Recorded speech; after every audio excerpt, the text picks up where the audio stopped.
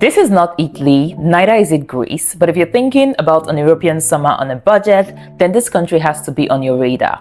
It's one of Europe's hidden gems, and today we're going to go over how to plan a trip to visit this beautiful country. Hi guys, welcome to my YouTube channel. I'm Bella from Bella Explores, and today we're going to be talking about how to plan a trip to Albania in 2026.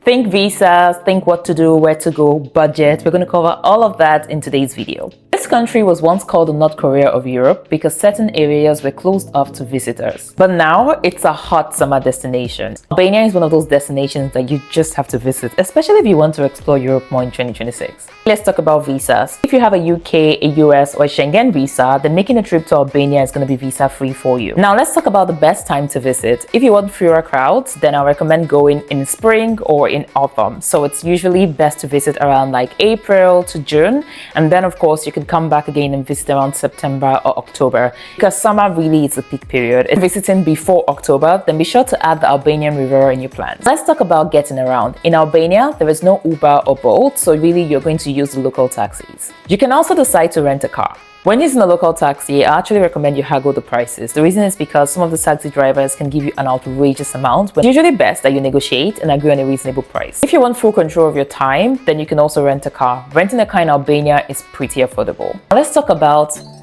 the money. In Albania, the currency in use is actually the Albanian lek. However, euros is widely used. If you visit Albania, I'll definitely recommend you go with cash. Everything and pretty much everywhere will take cash. However, you can also make card payments in certain restaurants or in certain supermarkets.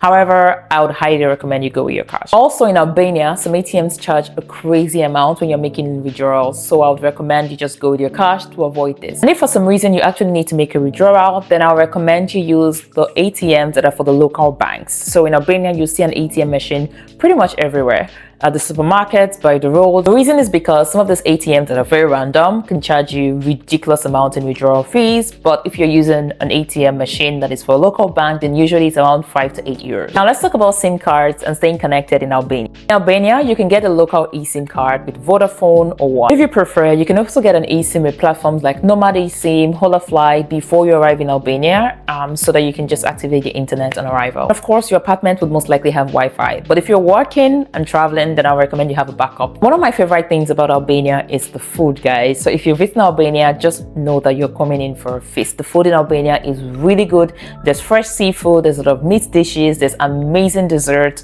Just know that you're going in for a feast, so be open-minded and try out the beautiful dishes that Albania has to offer. Albania is a country that I found to be very welcoming. I do feel like the average Albanian is nice and warm and really just wants to help. So I felt very safe in Albania, and I think you would too. For me, I'd say it's safe for solo travelers, for people traveling as a couple and friends. Many Albanians will speak English, especially if you go to a very touristic city. However, I would recommend that you just have Google Translate, just in case you're going to like a rural area, you're doing a hike, or you're just going somewhere where tourists don't typically visit. I think Albania is also pretty versatile. So if you're into like nature and you want to hike, Albania has all of that. And if you're into the sea and you just want to have beach days all through your vacation, then Albania is also going to give you that. In my opinion, Albania as a country is so beautiful and there's so much to see, but based on my experience, I do feel like the cities, you have to make a stop there. Like you have to go to Gjirokasta, you have to go to Saranda. If you get a chance, you have to go to places like Himare, you have to go to Vlore. I don't know, I just feel like Albania has so much to offer that even I want to go back to Albania and visit some other cities that I didn't get a chance to see this time. Albania is one of the few European countries where you can actually have a vacation that feels luxurious, even with a decent budget. It's still a bit low-key, although I feel like more people know about it now, but it's still a bit under the radar. So if you're planning an European trip in 2026, be sure not to miss out on Albania. Let me know if you found this video helpful, and if there are other areas or other questions you have about planning your trip to Albania, leave them in the comments and I'll try my best to answer them. And definitely subscribe for more. I'll see you guys in my next video. Ciao!